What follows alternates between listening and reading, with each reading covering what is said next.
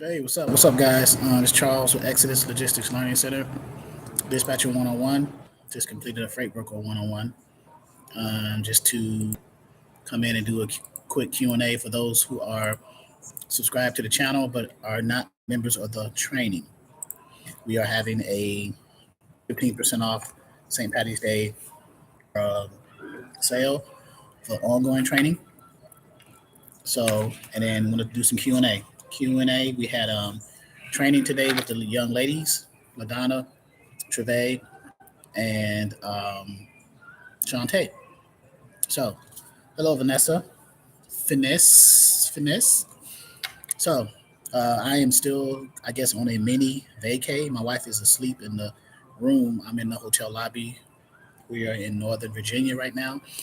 So, I'll be back home Monday. Um, just want to do a quick Q&A. Any questions? Any questions? Those who attended the training, it was a wonderful training. I stepped in and out here and there. We have 16 people in here tonight, 15 now. One thumbs up. So hit the thumbs up button. If you subscribe to the channel, hit the thumbs up button. All 14 of you. If you haven't done it, hey, LaDonna. I sent you an email about the recording and the chat because people are emailing me about the chat. I don't have the copy of the chat yet. So, but I know you're doing your thing. So it's not a big deal. So Q&A on the dispatcher side. We had Q&A on the freight broker side about 30 minutes or so ago. E-carrier check. What's up, Jared and Nate and Trevor from our friends at E-carrier check.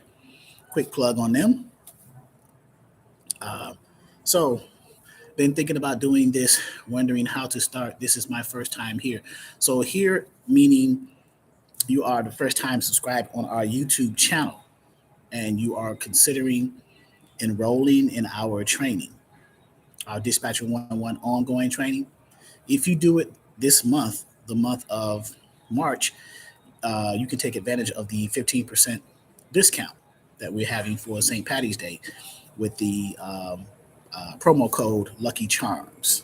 So 15%, and I'll put that in the chat here, 15% for March. So any questions while I'm here?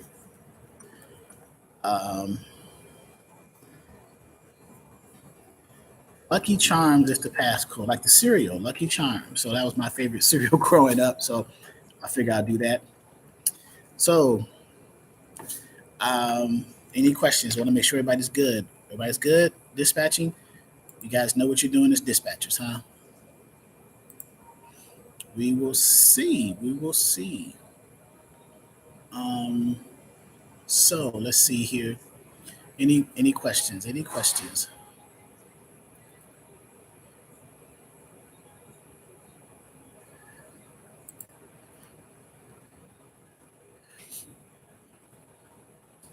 Let's see here. I enrolled in November, had surgery, had to move, trying to get restarted. Okay. Yes, recovery. Speedy recovery to you, Kijana, if I pronounce your name uh, correctly. Is this also a path to getting a customs broker license? Not a customs broker license. So you're trying to get things like intermodal stuff and getting things past customs and stuff like freight forwarding and things like that.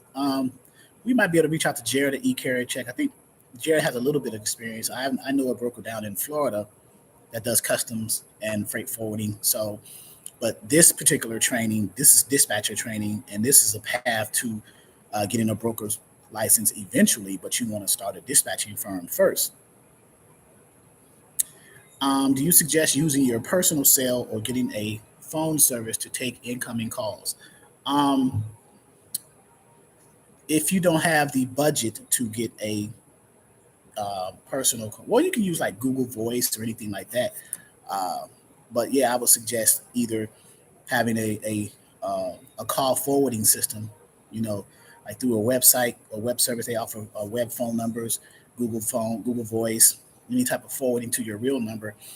Call Rails, look at that one. So So yeah, can we offer factoring as well? You can for your dispatching company if you have an affiliate relationship with a factoring company that offers those services. You can bring the carriers on to the factoring company. They get approved for factoring, and then the factoring company pays you at the same time that they pay the carriers. And our factoring company representative or partner on our training portal is Monica Case over at Seven Oaks Factory. Okay, so also too, we are working with 123 Load Board. Um, they are considering putting a dispatcher uh, portion on the load board, offering that service. If you go through our affiliate link at our website, we have a 30-day free trial before you're able to sign up without having an MC as a dispatching company to the 123 Load Board. So take advantage of that as well. But we have 21,000, close to 22,000 subscribers on this channel, most of you of which have, of course, not enrolled in the training, and that's fine. I'm just here to answer some questions for you if you are at least considering moving forward in that direction. Okay. Great job on the Zoom conversation with the three gentlemen. Were asking you questions. Yes, those were the three gentlemen. So the one gentleman who was leading the conversation with the gray hair, the white hair, that is the co-owner, CEO of 123 Load Board. His name is Lauren Metzen. If I'm pronounced, so I mispronounced your name, Lauren. I apologize ahead of time. But yes, it was him and his IT team, his team putting and getting. They were just getting requirements and getting questions answered in order to decide how to proceed forward with the dispatching addition to, or the consideration of the dispatcher addition to the 123 Load Board.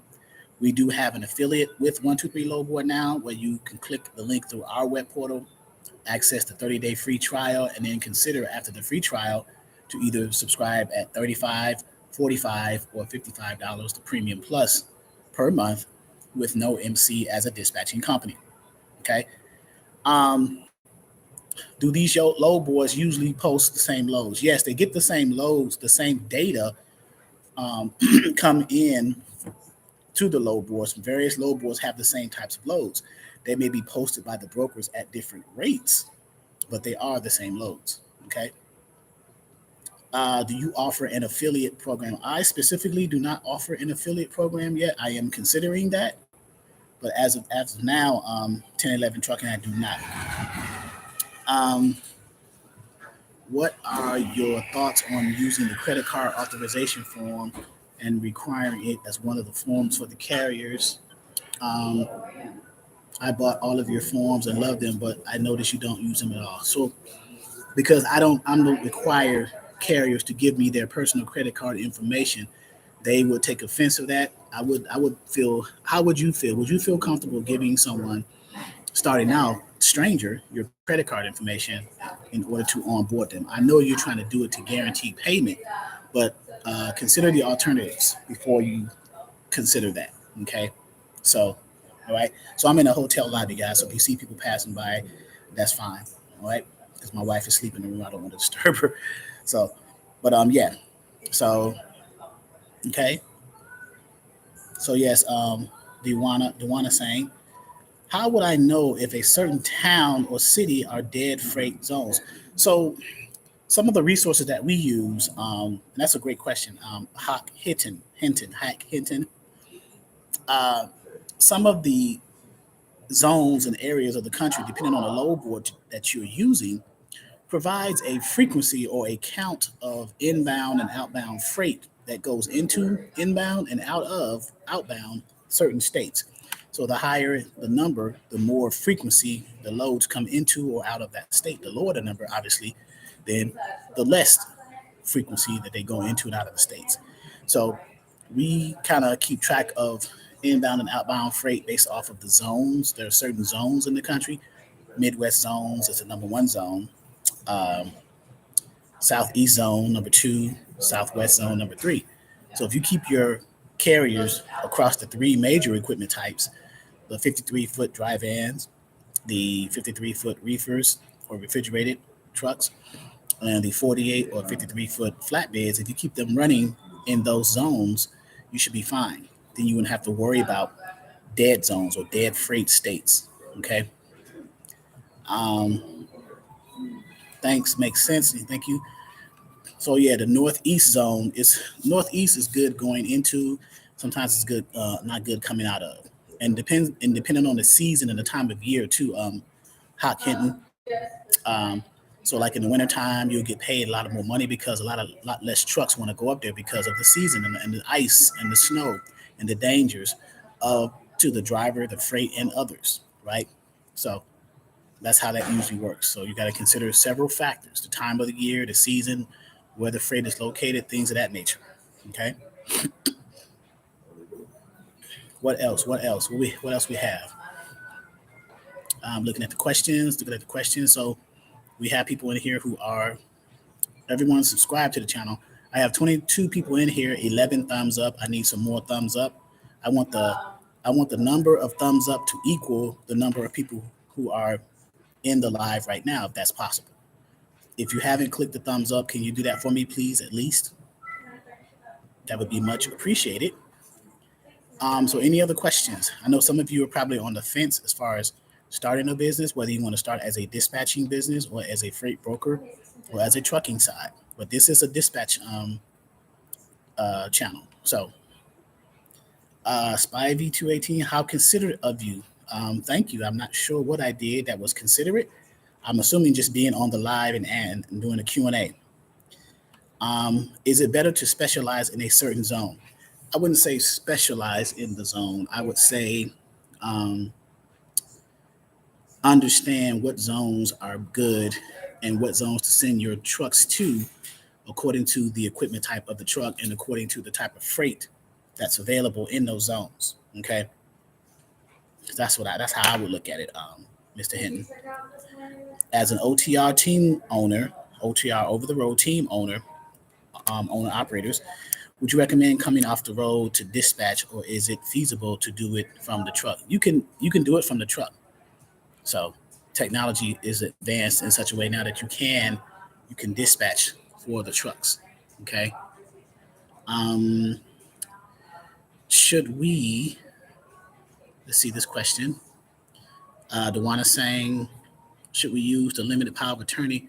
Should we use the limited power of attorney form? I noticed it needs to be notarized, so not sure how quick turnaround that will be. So the carrier is the one getting the limited power of attorney notarized, not the not the not the dispatcher. You're sending a limited power of attorney to the carrier and for them to fill out and have it notarized, because the purpose of the limited power of attorney is the carrier is giving you, the dispatcher, permission to represent them when you are onboarding them. Okay. So once again, if you are in the live and you haven't clicked the thumbs up, can you please do so? I have 19 thumbs up, 31 attendees now. Just want to make sure that we get the balance of thumbs up and attendees close to the same. So that was a limited power of attorney. How do you handle a load that you feel has been double brokered? By not doing it, or yeah. My wife just woke up apparently. She says, oh, she's on the live. She said, haha, I see you looking all over the place. Because I'm in the lobby, obviously. So she said, how considerate are you? You allowed your wife to sleep? Yes. Got it. Thanks. Are the low boards good for drivers that want to be home daily, not over the road? Yes. Yes, they are. You can book local same day type of freight. Yes, you can. You can book whatever type of loads according to the requirements and the specifications of the loads when you look up the freight, when you filter out the loads. So, okay. Let's see.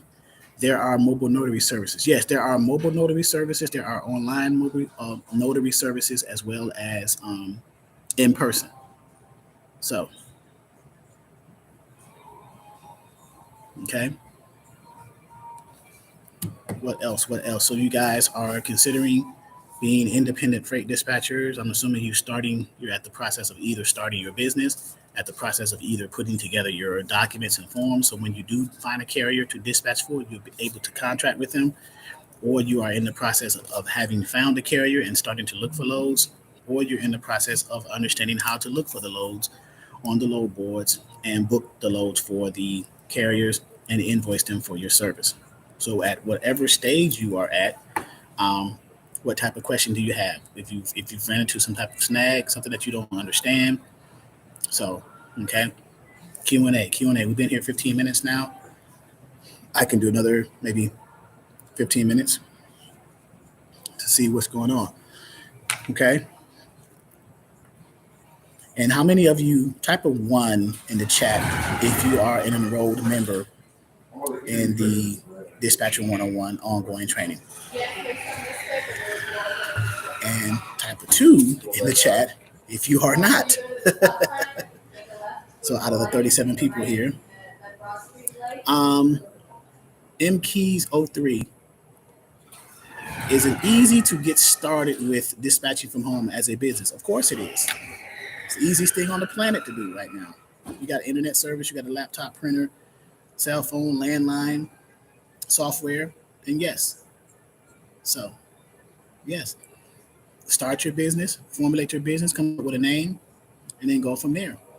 So, all of you who entered twos, that means that you are not enrolled. You are subscribers on the channel, so I want to thank you for that. You are not enrolled in the Dispatcher 101 training for beginners. Um, if you are considering it, we are having a 15% off discount this month with the promo code Lucky Charms for St. Patty's Day. Okay. So let's see. I will start this month. Mid-Atlantic Goddess. Okay. We have an LLC for our trucking company. Would you recommend setting up a separate company? Yes. You could eat. So let me circle back for that one first. 10, 11 trucking. So if you have an LLC for your trucking side, your business, you can either do a DBA dispatching under that entity if you plan on only dispatching your trucks, however many number of trucks you have. If you plan on dispatching other trucks, other owner operators outside of your company and who are not leased under the authority of your trucking company, then I would recommend having a separate company, a separate EIN, a separate entity. Okay, so hopefully that answered it a little better, right? So if you just plan on with your trucking company just dispatching your internal trucks for your company, your assets, and the assets that are under the authority of your company, then yes, you can just have a DBA under that. So I'll repeat that, right? If you do not, if you plan on dispatching not only that, but trucks who are totally separate from your company and who are not leased under your company's authority, then I would recommend creating a separate LLC, a separate entity, separate EIN. Okay. That just makes it more streamlined and better, more organized for you. No confusion. Okay. So what else? What else? Keep them coming. Keep them coming. Keep them coming. Um, let's see. What do you guys got? Yeah, for all of you guys who enter twos who are not enrolled, look forward to you guys coming over. Come over to the dark side. Come over to the young Jedi's. I guess I'm Yoda. But anyway, what other dispatching questions do you guys have? I try to keep my the live streams going to answer questions outside of the membership to the portal in a way to motivate you guys to consider coming into the portal to get some training, to get some dispatcher training. I answer the questions similarly. So, okay. So, all right, are we good? Because if there are no more questions, I can end this live kind of early, you know. But what do we got? What do we got? I'm a patient person. I like to.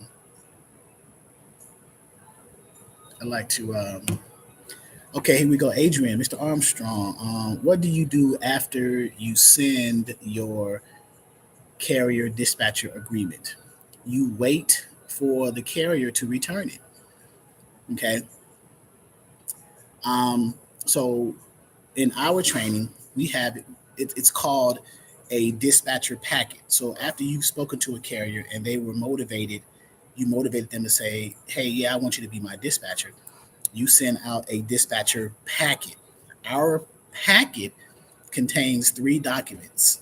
It contains the dispatcher agreement, which is the contract between you and the carrier for you guys to have an arrangement, a relationship. Okay, that's number one. Number two is the limited power of attorney. That document, which you send to the carrier and they fill it out and have it notarized back to you, is the carrier's way of legally, through notarization, giving you authorization to represent them when you are filling out the onboarding process with brokers to book loads for them. What is the onboarding process with brokers to book loads for your carriers? Broker carrier agreement, rate confirmation. It's as simple as that. Okay. And then document number 3 is the carrier's profile. That document is the carrier's requirements of you as a dispatcher on what they want in a load. They want $3 a mile.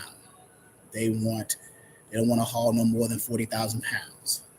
They don't want to go to the Northeast. Their requirements in the profile. So when you find loads according to the requirements, then you can communicate that to the carrier to see if they want to take the load. Okay. So that's the dispatcher packet. Send that out. They send it back. Also, when they return the dispatcher packet, on the profile and the dispatcher agreement at the bottom, there's a note that tells the carrier, hey, when you return this packet with these 3 documents, also return to us copies of your onboarding paperwork, your onboarding credentials, a copy of your operating authority as a carrier, a copy of your certificate of insurance as a carrier, a copy of your W-9 as a trucking company business, and if you have a factoring company, a copy of the credit application from the factoring company. Why do we ask for these from the carriers as dispatchers? Because we as dispatchers know every broker who needs to onboard that carrier needs those documents to verify the carrier. So as a dispatcher, it's smart for us to have those documents in our possession so that we can more effectively and efficiently dispatch for the carrier. Make sense, right? So that's, hopefully I answered your question, Adrian. Kind of went off kilter, but yeah. Let's see, when do rates usually change and how do I find out? That's, the carriers usually tell you that, but right now the rates are in favor of the carriers right now. It is a carriers, truck drivers market right now. There is a shortage of trucks and an abundance of freight. Okay, so that's the law of supply and demand. Whichever one's higher and the other one's lower, the lower person has the so if there was less loads and more truck, it would be a broker's market because they're controlling the rates. But there's more loads and less trucks, so the trucks are controlling the market and the rates because there's less trucks to move the freight, so they can dictate the prices. Okay, it's just economics and supply and demand. Okay. L&L Transport, you need a freight broker license to dispatch other trucking companies. No, you do not. If you are an independent dispatching company, you can dispatch for any trucking company you want that signs your dispatcher agreement. Okay.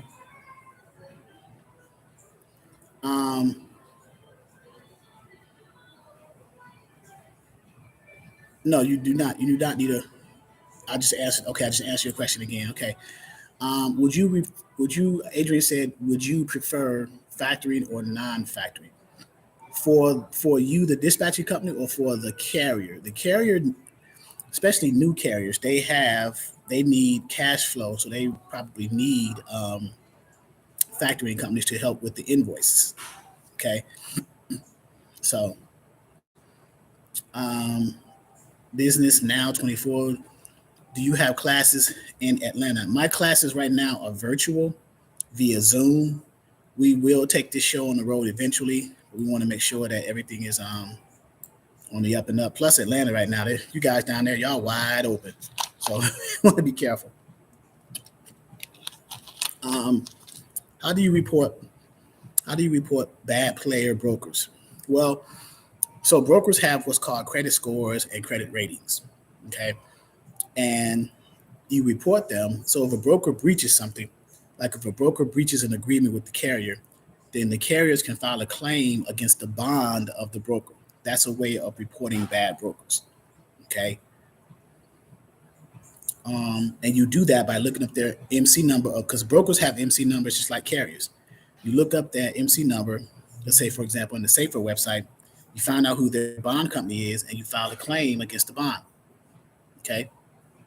So, um, John Basco, what days do they do the training? What days do who do the training? Kajana, just curious. Do you recommend LLC or corporation? So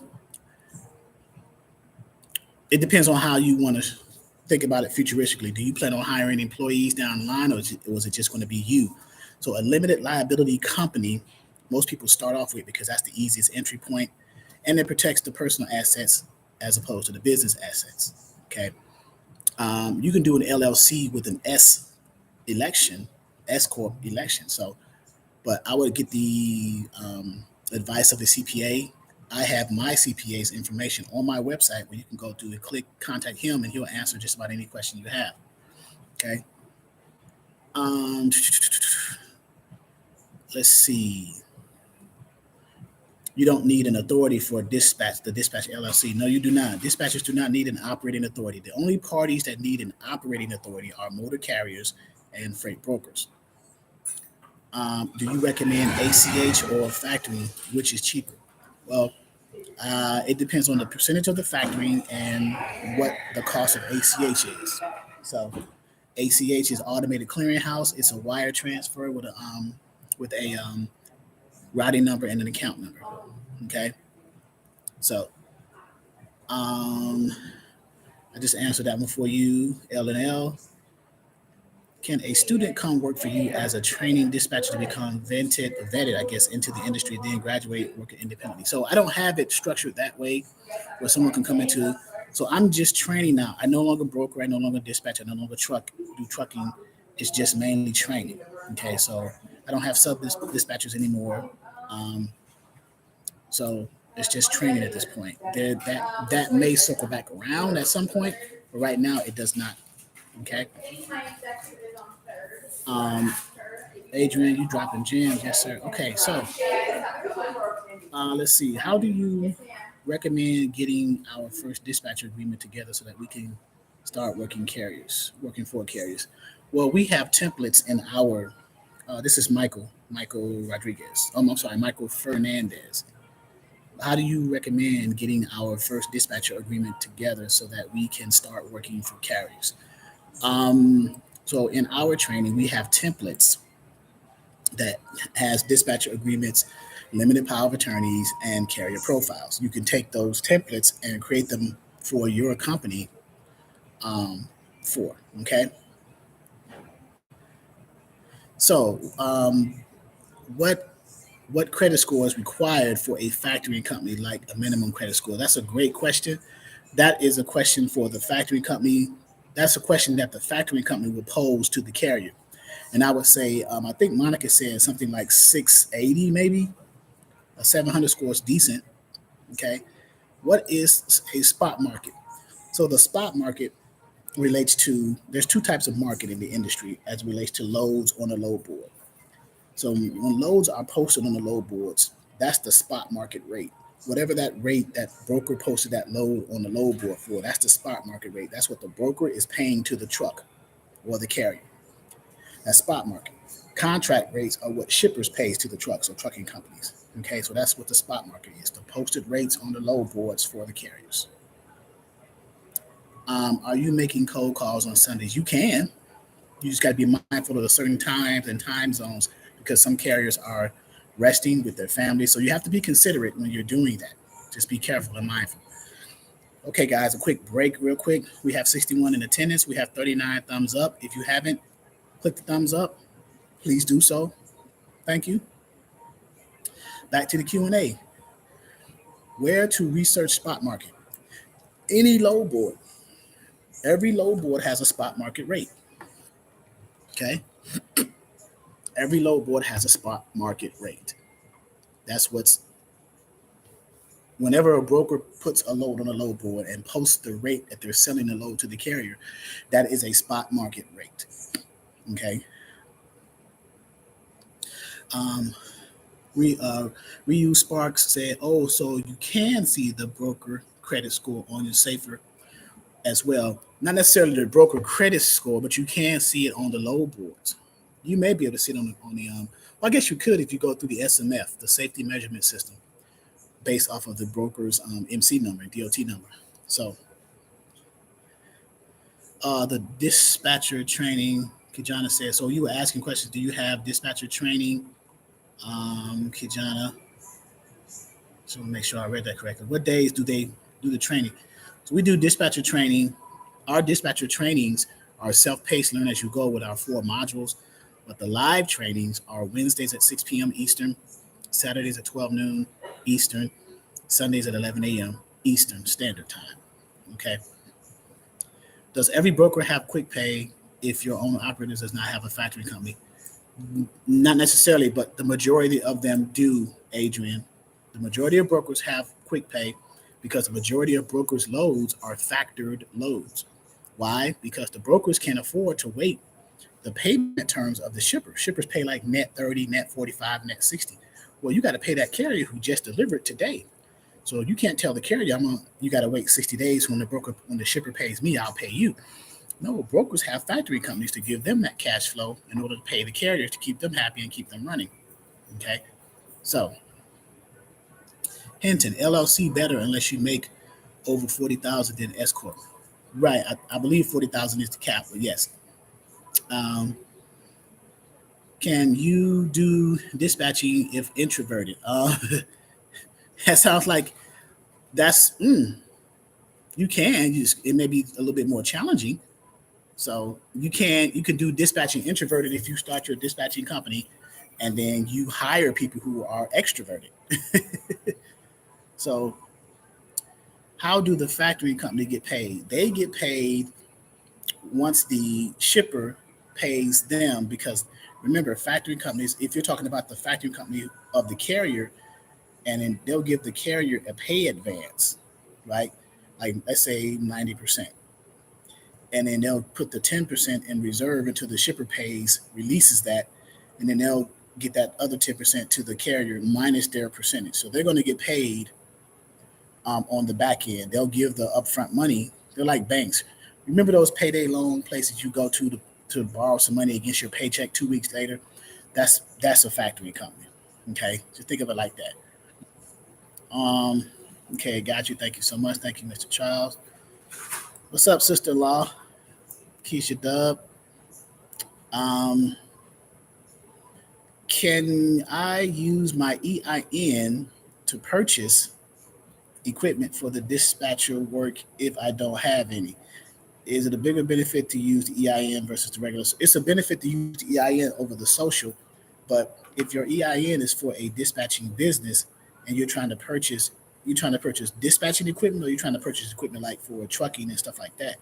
If you're trying to purchase equipment for your dispatching business, uh, you shouldn't have to use your EIN to leverage that with credit. You should just have enough cash flow, I would say, to purchase your equipment. So, what software do you use or recommend for dispatching?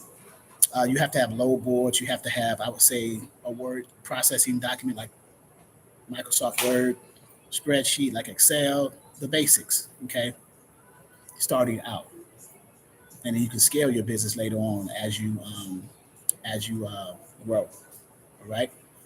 Um, Thank you, thank you, thank you. Hello, Joseph Brown, Shamika Thomas. Hey. Um, let's see what else. What else? Okay, we're coming down to the last of the questions. Do you know the demographics of truck drivers out there now? Black, white, young, old. Um, Not necessarily, but I'm assuming there's a reason why you're asking that, but not necessarily. I don't. To answer your questions, the demographics. Would that have an impact of how you dispatch, knowing the demographics, Mr. Hinton? Destiny Johnson finally made it to a live session I always watch. So yeah, the demographics. the ethnic demographics of carriers out there shouldn't matter to a dispatcher. What should matter to a dispatcher is, regardless of what color the skin the person is, whether they're going to pick up that load, deliver it on time, and communicate with their dispatcher so that you two can have a relationship. I wouldn't care if you were a zebra, right? White, black, green, yellow, beige. As long as we have a good communication channel, uh, the color of your skin is irrelevant at this point. The only color in this game that matters is green, right? So I know that a lot of people are saying, okay, well, I work better with this race or I work better with that race. And that's all well and good. But if you find somebody that you are communicating with and you're getting the job done and you're both making money, does the color of their skin matter? Okay. Um, Michael Fernandez, what should we study or know before we begin looking for carriers to be even more helpful and professional in the services we offer as a dispatcher, e.g.? Right, very good question. So you should know the basic terminology, the basic equipment types, the um, the zones, not necessarily the tolls and the gas prices. That leave that to the carriers. But as far as understanding the the uh, the terminology of who you're talking to, the trucks, what equipment type, dry van, flatbed, reefer, what's a load, what's a broker, some of the basic terms starting out, and then you'll grow and pick up as you go along the way. Okay. Um, Adrian, do you just need a W-9 certificate insurance authority and a carrier package? Are you speaking about for the carrier, Adrian? Right there, that question. Do you just need a W-9 certificate insurance authority for a carrier package? So as a broker, also a credit application too, Adrian. So Ladonna says, question: can you have a dispatching side hustle without having a company? Is that illegal? As long as you have an agreement or contract. So if you're going to be acting as a dispatcher, so you got to file taxes, you got to account for the revenue that you made while you had your side hustle.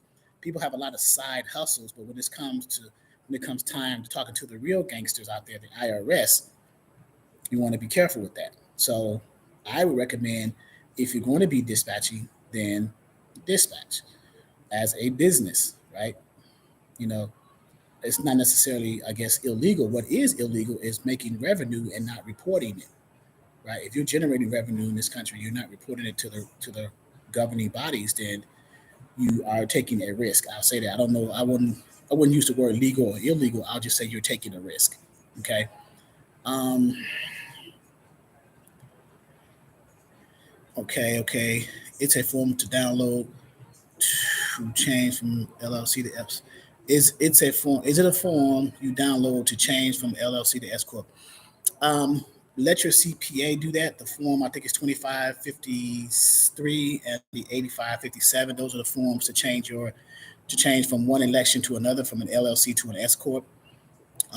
So when does the next class start? So if you are enrolled, that's Destiny Johnson. If you are enrolled in the ongoing training, it's self-paced, learn as you go, but our live trainings are Wednesdays. So the next one starts on Wednesday at 6 p.m. Eastern Standard Time. I don't know what time zone you're in, Destiny, but Wednesdays at 6 p.m. Eastern, Saturday at 12 noon, and Sundays at 11 um, a.m. Eastern Standard Time. I'm copying it right now and putting it in the chat. Hopefully you guys can see the link, the Zoom links and times. We only sometimes we allow guests to come in, but it's mainly for members. Okay. Um, what's your suggestion for someone that wants to get in your program and don't know where to start? By doing just that, by starting, by getting in. Once you get in, we'll take it from there. Okay. We'll tell you where to start your business, get your forms together, understand what carriers to go after, what are the methods to go after those carriers, and then go from there. How to book the load, how to find the loads, how to invoice the carrier. It's a progression in the modules. So yes, okay. This is basic training for beginners, for those who know very little, if anything, about um, dispatching. Okay. in the transportation industry. So let's see. Biden checking bank accounts. Biden checking bank. Okay. DNL Transport. What is the best way to get contracts for Sprinter vans? Going directly to the customers. DNL Transport. That's the best way to get contracts for Sprinter vans. Expedited freight. Okay. Is it best to focus on one market like dry van, flatbed? I would say yes, you can if you're a beginner, depending on where you live. So depending on where you live, whatever is prevalent, the equipment type that's prevalent in that market, target that. Okay. And then as you master that, you can scale to the other equipment types, so on and so forth. Okay. So that okay, so your central time, Destiny. So that means Wednesdays at 5, because you're an hour behind Eastern time. So Wednesdays at 5 p.m. your time, Saturdays at 11 a.m. your time, and Sundays at 10 a.m. your time, Central time. Okay. Do you need a POA document to be notarized before you can start dispatching for your carriers? It's recommended to have a limited power of attorney notarized and returned to you by your carrier. Do dispatchers dispatch for their carriers without one starting out? Of course they do. But the purpose of the limited power of attorney is to protect both sides, to protect the carrier and the dispatcher in he say, she say kind of thing. Hey, I didn't tell them to book that load. I didn't tell them to sign that rate confirmation, or I didn't tell them to fill out the broker carrier agreement, or any of those types of statements. Okay, so right, but if you have a limited power of attorney notarized, then you should be fine. Okay, let's see. Do you how do you go on vacation and dispatch if it's just yourself? That's a great question. So what you would do is you would structure it with your depends on how many carriers you have. You know, you may have one, two, three carriers, and then you would structure around your vacation time and when they're moving freight. You know, that's something you would have to figure out the times and where you're sending your carriers and how long they're going to be back and things like that. Okay, so um, Adrian, a carrier package is a package sent from the broker to secure a load, correct? So, yeah, so here's the workflow of dispatching. You get a carrier. First, you start your business. You get all your paperwork in order for your business, your dispatcher package.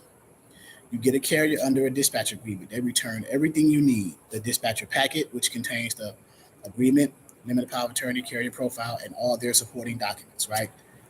Uh, um, Operating authority, Emcee authority, W-9, certificate of insurance, credit app. Okay. You take the profile, whatever it says on the profile, how they want their loads. You go on your load board, find a load that matches that profile. Call the broker that posted that load. Hey, Mr. Broker, I'm looking at this load going from uh, Norfolk, Virginia to Atlanta, Georgia. Is that load still available? Broker's going to say, let me check in our system 1 second. By the way, what's your Emcee number? You give them the Emcee number of your carrier because remember, dispatchers don't have Emcees. They don't have they don't have operating numbers or operating authorities or Emcee numbers. That's the identifying numbers, right? They look in the system, they say, hey, your Emcee number doesn't show in our system, which means you're not set up with us.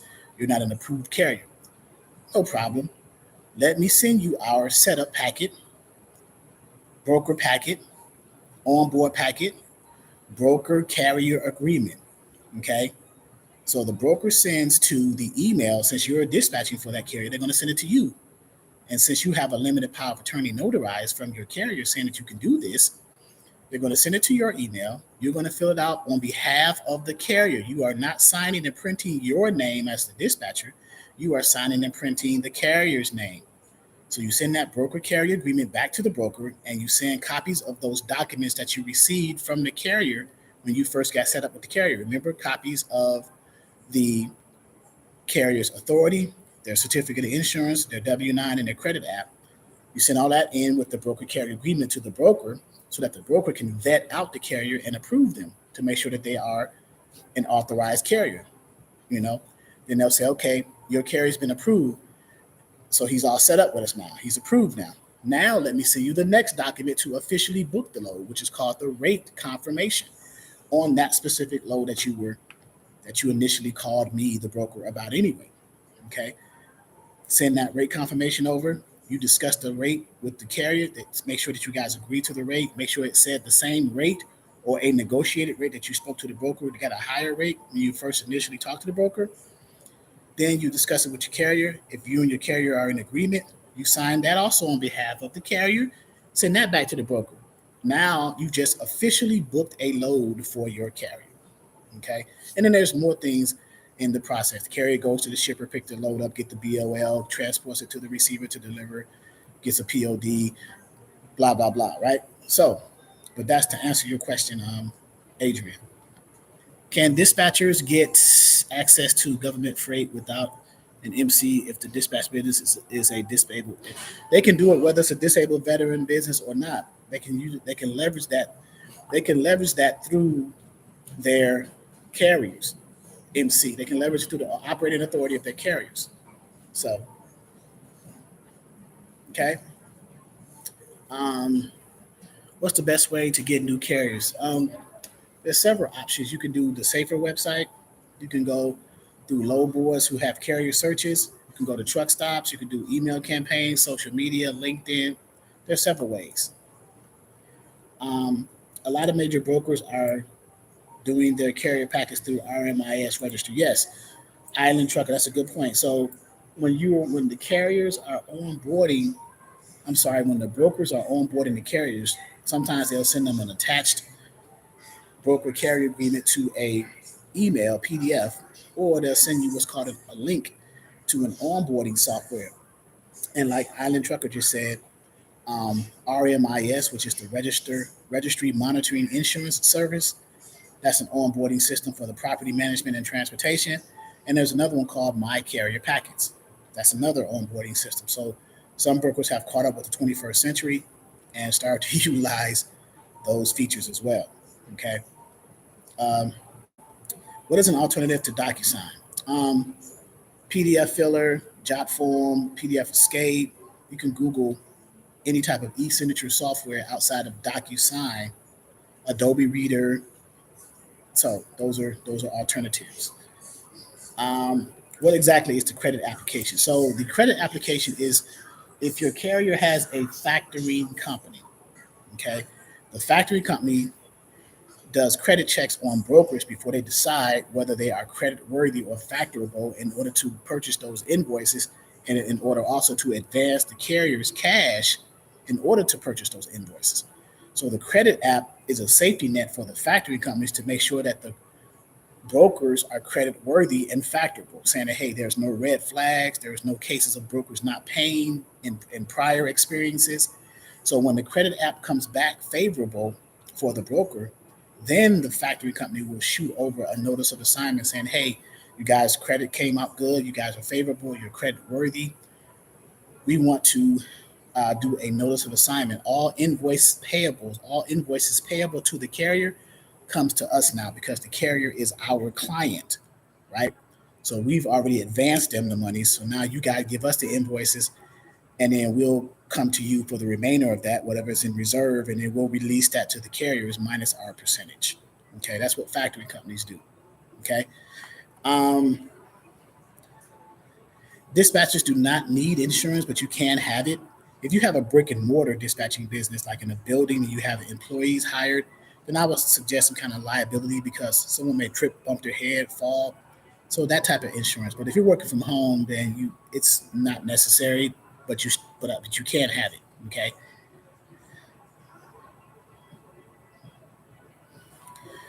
What's the best way to get corp contracts? I'm an MBE, DBE, WEB. So you're a minority, you're disabled, and you're a woman, based on so.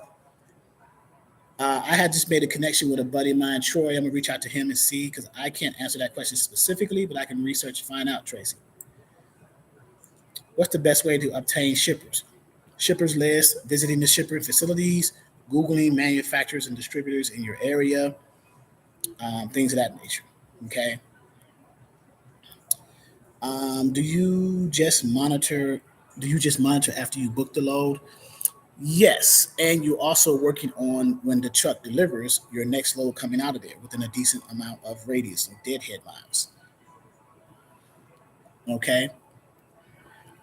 Destiny, what are most common regions and what regions should we stay away from? So those are regions, zones. Uh, Keep your carriers running in the Midwest areas, the Midwest zones, the Southeast zone, Atlanta, Florida, and then the Southwest zone, particularly Texas. Okay. How long do you give the carrier to pay the dispatch fee? That is entirely up to your dispatching company. Like when you send out an invoice for payment, you can say due up on receipt, due after 5 days, due after 3 days, due after 7 days, whatever your terms are in your dispatcher agreement between you and that carrier. So it's up to your independent dispatching company. Okay. So someone says they can't hear, can't hear.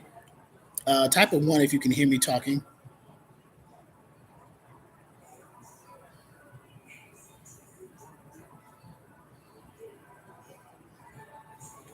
Okay. So everybody's hearing me talking. Okay, cool, cool, cool, cool, cool. All right. Before I book a load, my first load. All right, McGray's Blue Book is also, yeah. So McGray's Blue Book is also a good resource for finding shippers. McGray's Blue Book, Thomas Net, Hunter IO. Um, yeah, the list goes on and on. The National Chamber of Commerce. You can look up in your state, right? So how do you look up radius for another load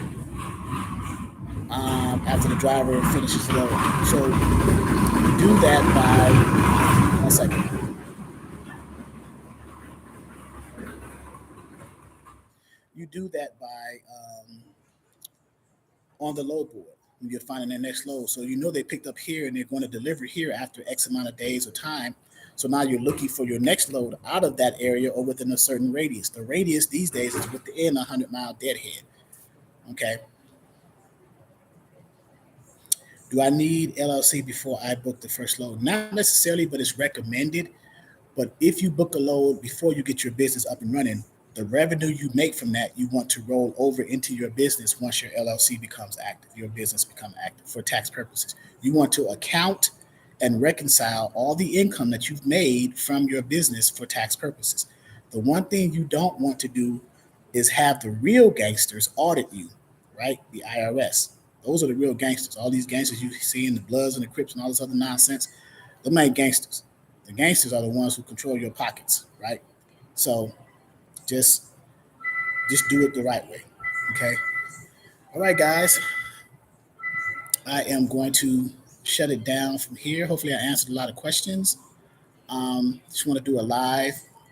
I wasn't in the training today. I did come in, but I wasn't doing the training. The ladies um, have hijacked the trainings on Sundays, which is fine. That gives me a little break, if you will. But they do a wonderful job on the cold calling, and we do a lot of networking. So that is very good. It's hard to find loads for 26-foot box trucks. I'm a new 26-foot. Yeah, box trucks are, that's a different beast. You would probably have to work with some local shippers. Um, Select this, My Virtual Fleet, the DAT load boards to look up box truck loads. I usually recommend my beginning students to start off with the three major equipment types because that's the easiest entry point into the industry. So the specialized equipment types. So here's the paradox here. The three major equipment types are the hardest ones to get to dispatch for. The specialty equipment types are the easiest one to get the carriers to say, I want you to dispatch for me. The box trucks, the hot shots, the power only sprinter vans, and cargo vans. But here's the flip side of that. It's hard to get carriers to dispatch for, or it's challenging to get carriers to dispatch um, for those three major equipment types, but it's easy to find loads for them. It's easy to get the specialized equipment types to dispatch for, but it's hard to find loads for. You see the paradox in that? So, which side of that paradox do you want to be on? Right? I would rather face the challenge of finding a carrier with a three major equipment types, and then once I get them, I can find loads for them easy, as opposed to easily finding a carrier with a specialized equipment type and then having a challenge finding loads for them. So the three major equipment types are the 53-foot dry vans, the 53-foot reefers or refrigerated trucks and trailers, and the 48 or 53-foot flatbeds. Okay, those are the three major equipment types.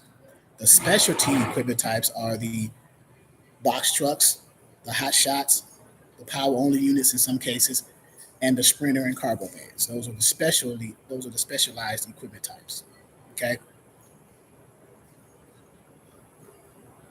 The best ways to find shippers, McRae's Blue Book. These are websites. McRae's Blue Book, Google, right? Google your local manufacturers, local shippers in your area. Thomas Net, Hunter IO, right? The National Chamber of Commerce. So those are the ways to find shippers. Okay. All right, guys. Enjoy your weekend. Tuesday, Freight Broker, 6 p.m. Eastern, and Wednesday of next week, Dispatcher, 6 p.m. Eastern, uh, Dispatcher one-on-one training. Okay. Have a great weekend. I'll talk to you soon.